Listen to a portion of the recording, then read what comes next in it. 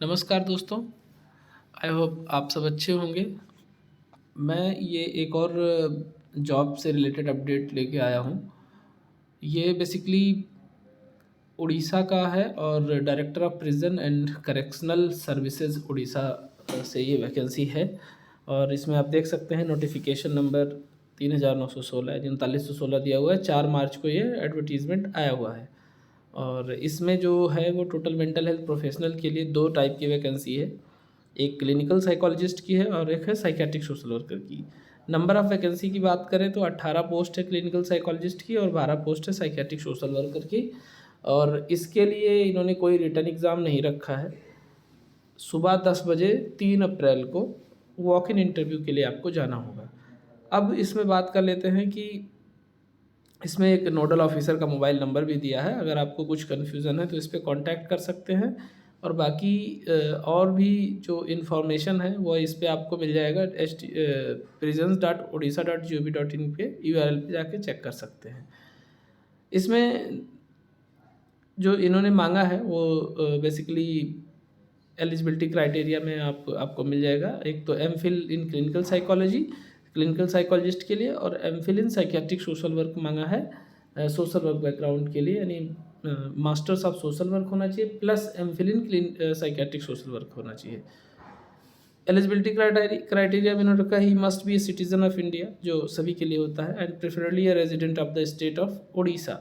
जो उड़ीसा के होंगे उनको प्रेफरेंस दिया जाएगा।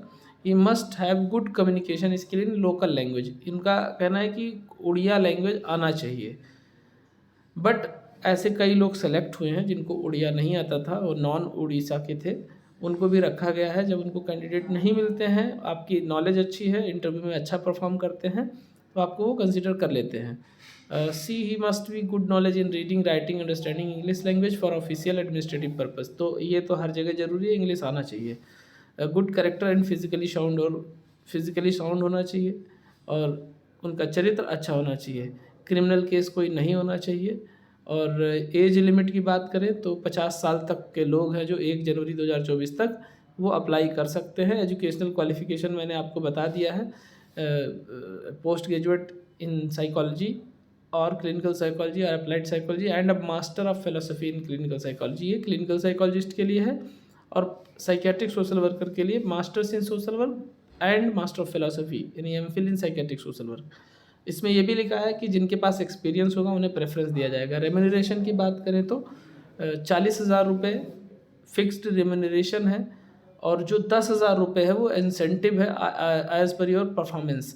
बट यूजुअली परफॉर्मेंस सबका ठीक ही होता है, क्योंकि जिस हिसाब से उन्हें काम करने के लिए बोला जाता है वैसे ही काम करते हैं। जो सुपरिटेंडेंट होता है जेल का, उसी के ही अंडर में काम करना होता है। तो वो एक म्यूचुअल अंडरस्टैंडिंग भी हो जाती है, तो वहाँ पे 50,000 आपको मिलेगा ही मिलेगा। No other allowances are admissible for such engagement.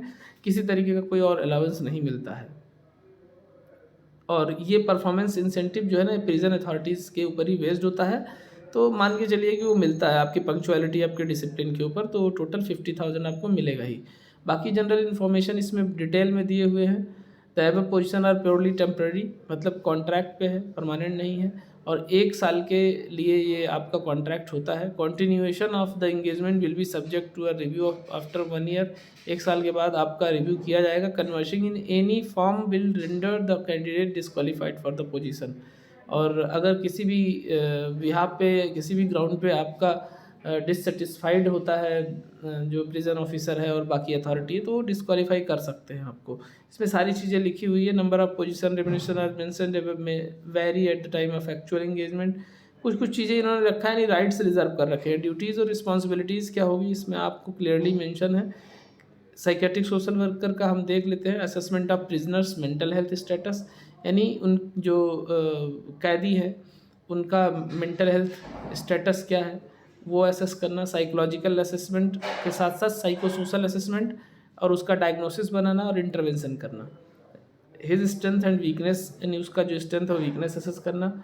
Severity of mental and behavioural disorder in prisoners, problem faced by prisoners, to study the severity of depression, to assess logic of thinking process of the prisoner, to coordinate with the psychiatrist and other counterparts for providing just and proper treatment to the patient, to follow up the treatment process of the patient, to monitor the progress of the recovery of the patient, repeat of assessment of the patients, to educate and the patient and his her family, यानी psycho education की बात कर रहे हैं, to explain the jail officials family of the prisoners how likely a patient is to improve or the rate of deterioration of the illness. तो basically आपको liaisoning का भी काम करना रहेगा मल्टीपल एजेंसीज़ के साथ और फैमिली के साथ। उसमें कुछ लिमिटेशंस हो जाती हैं, चूँकि आप जब जेल में होते हैं तो यानी आप जेल में होते हैं as a worker, not a prisoner, ठीक है।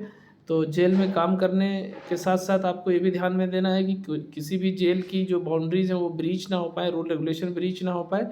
तो थोड़ा सा काम करने का जो एनवायरनमेंट है वो आप बहुत चैलेंजिंग होता है और आपके सीखने के लिए भी बहुत इंपॉर्टेंट हो जाता है, क्योंकि सीखने को बहुत कुछ मिलता है।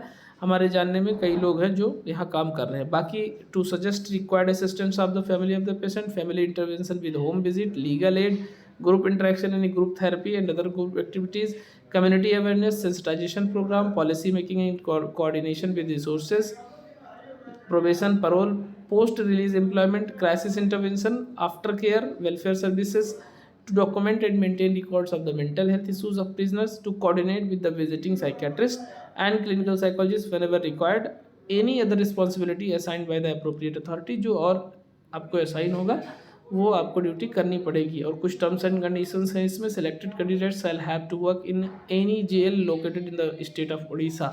बाकी इसमें दिया हुआ है कि आपको सबके साथ जो है प्रॉपर लाइजनिंग के साथ अच्छे गुड फेथ के साथ आपको काम करना है।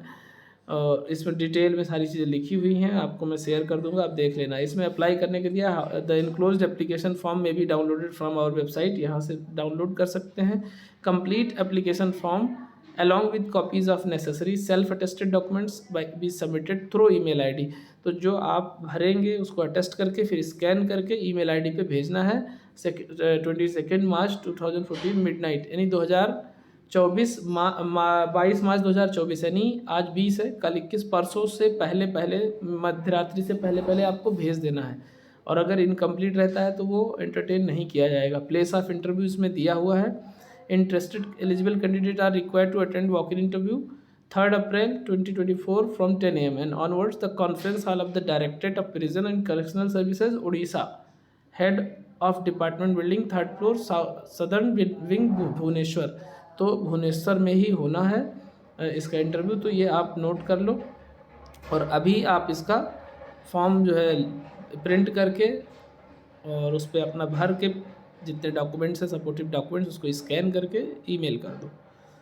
और इसमें लिखा हुआ है interested candidates are required to download the application form from website and attend the walk in interview on the schedule date and time with the filled in application form already submitted by him along with the original of all certificates starting from HSC to MPhil and 3 number recent taken passport size photographs and to produce same for verification at the time of interview। तो time of interview के time आपको original documents ले जाने होंगे। तो ये application का format भी दिया हुआ है, यहाँ से आप डाउनलोड कर सकते हैं, लास्ट पेज प्रिंट कर सकते हैं और भर के ईमेल कर सकते हैं। तो ये रहा इम्पॉर्टेंट न्यूज़ जो एमफिल है साइकेट्रिक सोशल वर्क में या क्लिनिकल साइकोलॉजी में। बाकी नेक्स्ट वीडियो में हम आपको कुछ और जॉब के बारे में और इम्पॉर्टेंट कुछ क्वेश्चंस के बारे में भी डिस्कस करना है, तो आज या कल में वो वीडियो आ जाएगा। और अभी तक आप लोगों ने सब्सक्राइब नहीं किया है तो चैनल को सब्सक्राइब ज़रूर कर लीजिए, शेयर भी कर दिया कीजिए। और टेलीग्राम पे मिल जाएगा आपको, तो डिस्क्रिप्शन से आप टेलीग्राम का लिंक ज्वाइन कर सकते हैं। मिलते हैं नेक्स्ट वीडियो में। Thank you.